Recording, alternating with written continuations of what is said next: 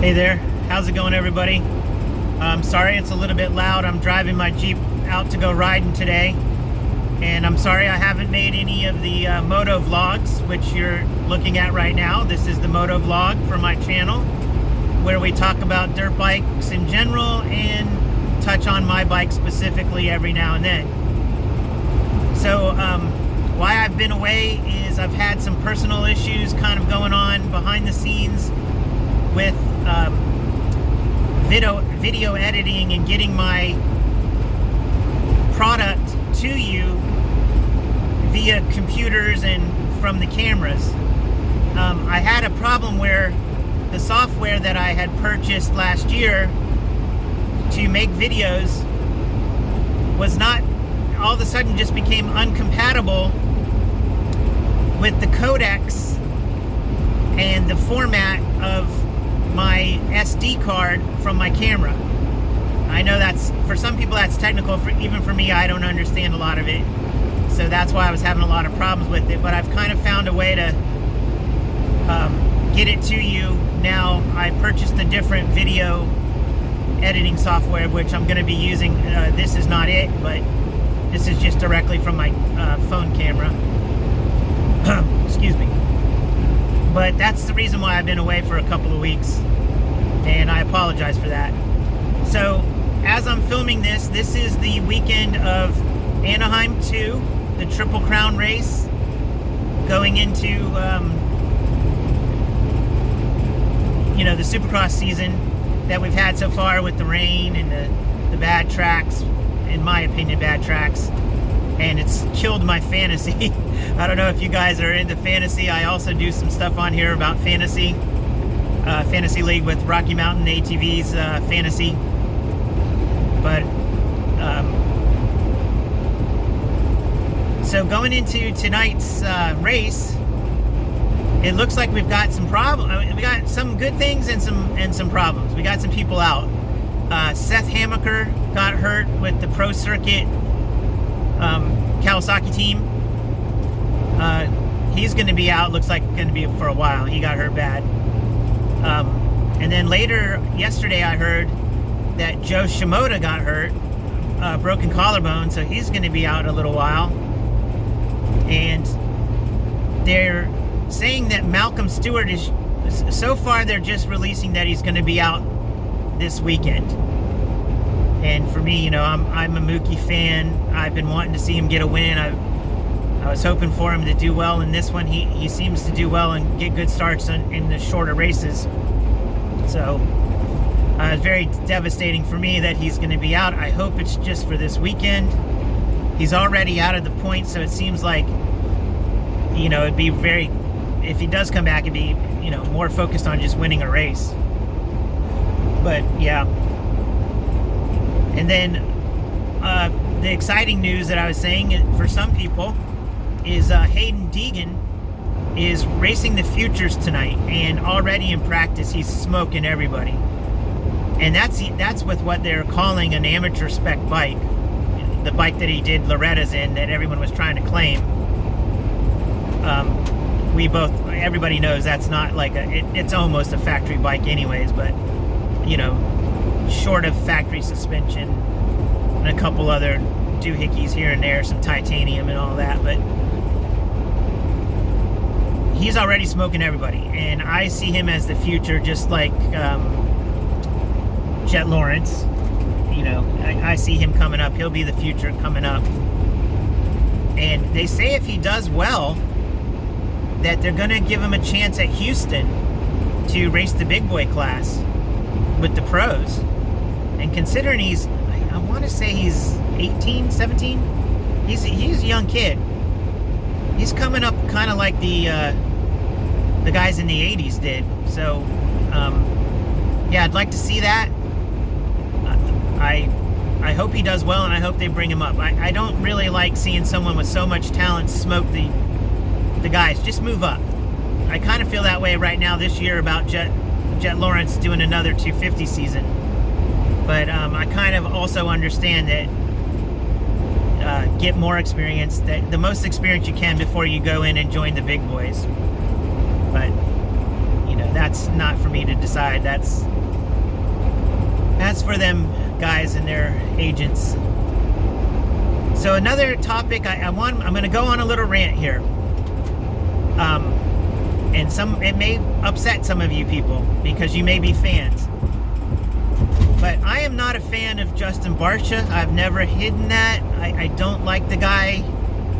I had an opportunity to meet him a couple times over my lifespan, since he's been a young man. And I always felt he was like a cocky little bastard. He's not, and he's sly about it. It's like, not necessarily to your face, but I don't know. I just don't like him. And I've never liked his riding style. I'm not talking about the revving. I really like the revving of the four-stroke. He rides a four-stroke kind of like a two-stroke. What I'm talking about is the takeouts. And I went back and watched, because some people are saying, Dave, you're not getting this. You're not, he's just riding aggressive. So I went back and I watched a whole bunch of races. And I focused on specifically him in controversial moves. Let's just call him that. And while there were some, I'll give you and people who like him credit, saying he rides aggressively. He does.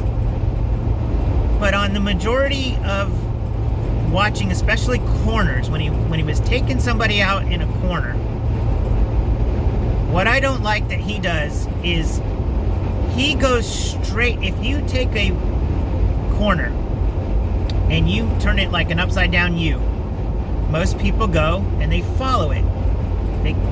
Even if it's on the inside, even if it's on the outside, you're following the curve of a U, an upside down U, to make a corner.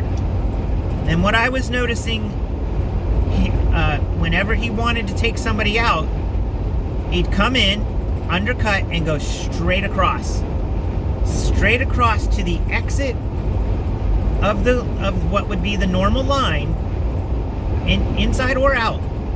He'd go straight across and put his bike and body at the exit of the corner.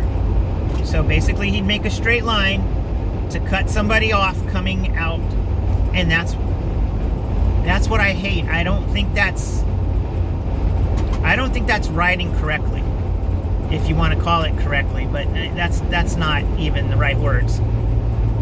Everybody has a style, but he's not trying to make a turn. If you go back and you watch, pull up a bunch of videos on YouTube and go back and watch these, wherever there's controversy of him hitting somebody or taking somebody out, you'll see that he tries to cut straight across and take their line out. He's not even attempting to make a turn until he gets to the exit.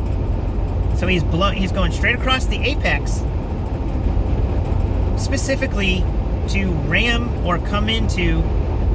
He may beat the person because they're going in a loop, and they're taking a turn. He may actually beat them, but that's when he's trying to turn his wheel and say throws his hands up. What? That's aggressive riding. What? I didn't do anything wrong. I'd rather he own it. I'd rather him say that he's just a dirty rider, or I was gonna take him out, as opposed to this throw your hands up. Oh, I don't know what you're talking about. He's taking people's points away from them. He's taking money off their plate. He's taking points away from them that can affect the championship. He did it he effectively hurt Malcolm Stewart and Jason Anderson last year. This most recent race in San Diego, I think that was just when Anderson did the same thing to him and took him down to the ground. That to me was payback for many owed incidents that he had given Anderson. And Anderson rides aggressive too. So, I'm not trying to say I don't like rubbing racing. I don't and I'm not trying to say I don't mind aggressiveness. I just think that you'll find that if you really, magnify down, zoom in on Barcia, you'll see that he is my words, dirty rider. And back in the day, how we handled dirty riders was off the track. I mean, everybody's so PC now and so wussified. Back in the day, what would have happened is you would have just randomly, so that he wouldn't be expecting it, you'd grab him by his shirt or grab him by his helmet and uppercut. You get a good punch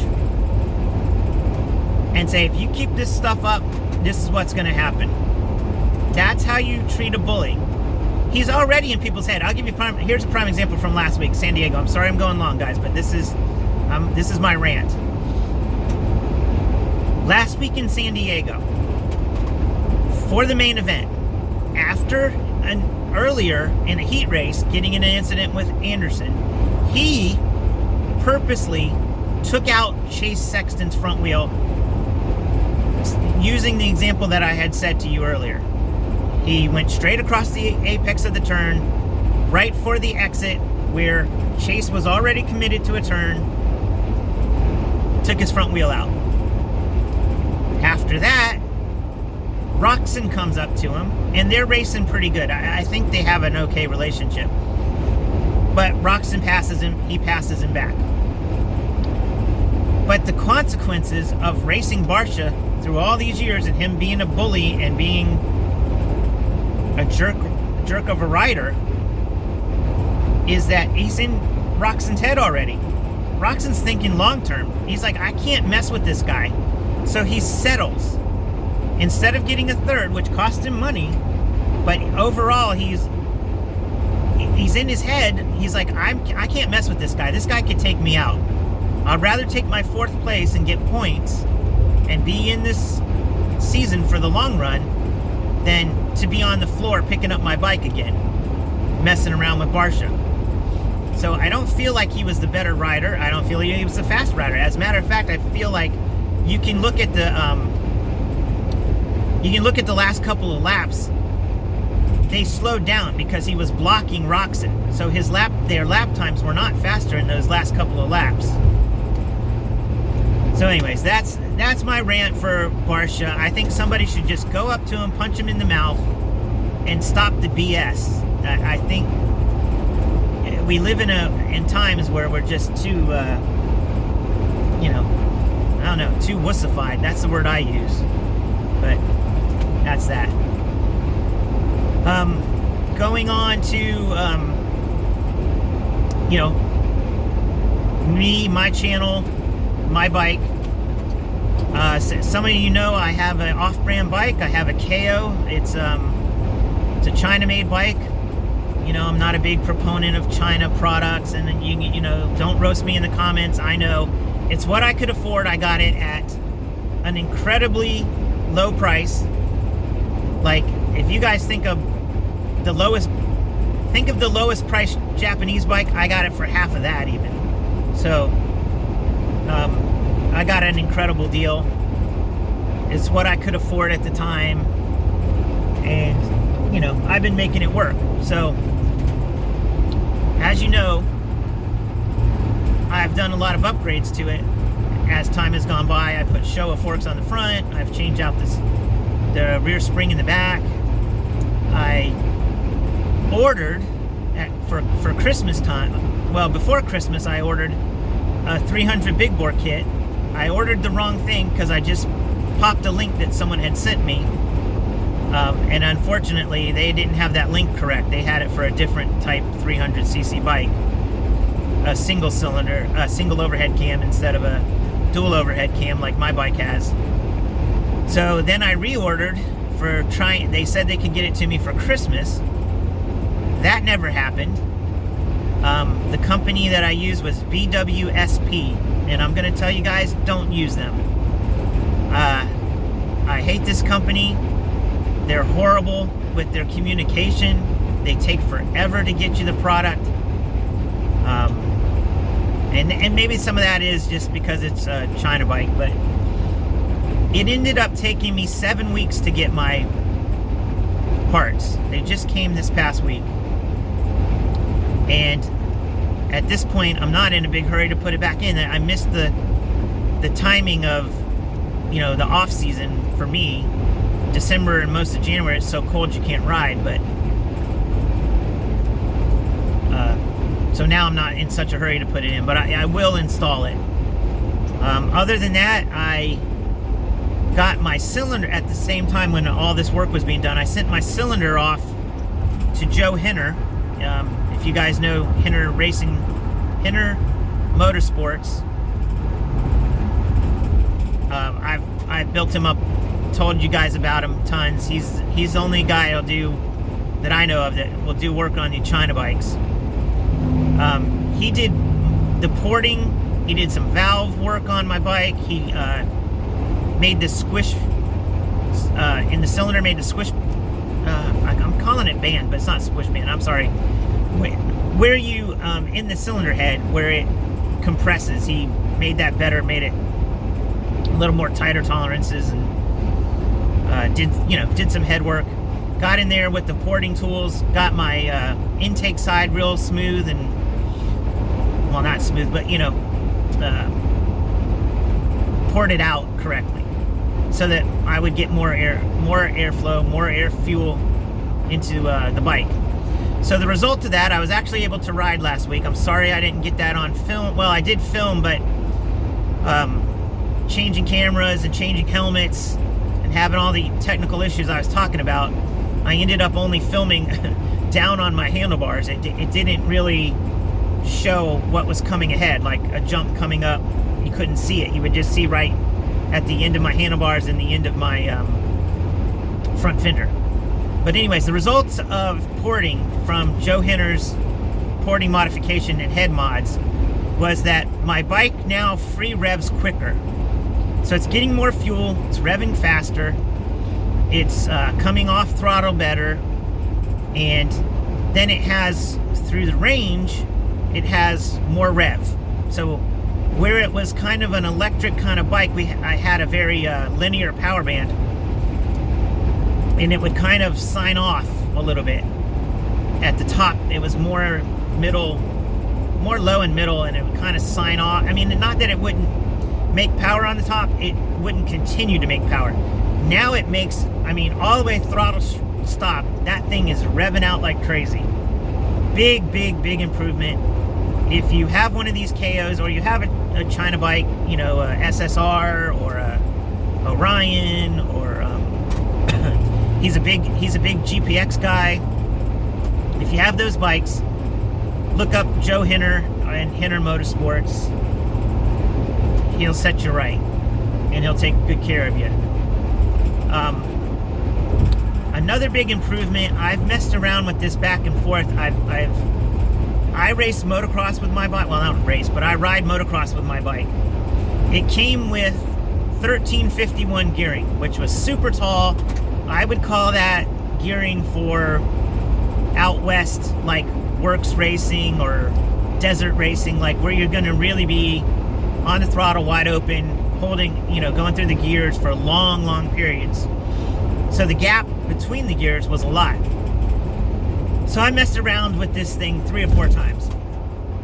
But the most recent gearing setup that I'm going with right now is 12 in the front, 53 in the rear. That tightened everything up and made third gear very usable.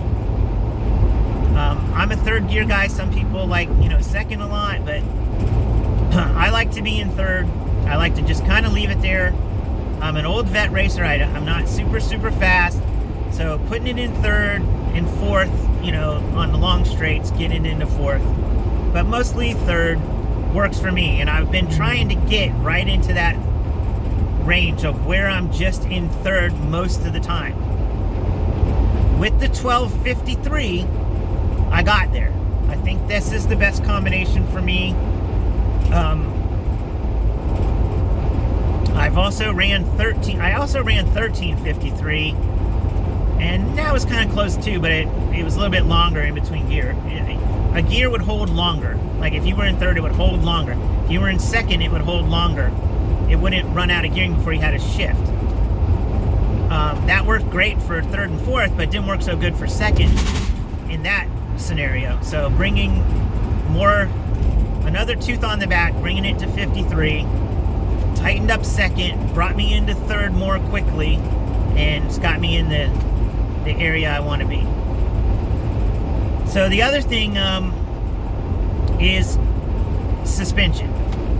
Obviously, you guys know I switched the front to Shawa 47mm cartridge forks. They're great. I love them. Really haven't had any problem. I like them a lot. The reason I did that mostly was because of weight.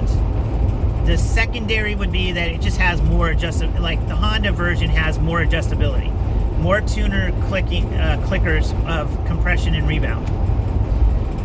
I changed out the springs to 450 springs. I put a different spring on the shock, a genuine white power spring, but it really wasn't for my weight. I found out, I tried to initially get a white power 5.7, and even that turns out to be too little. So I did a lot of research. I called a lot of people. I talked to Joe Henner about it a little bit too. I was going to switch to a Honda shock from a 2013 CRF 250 or 450.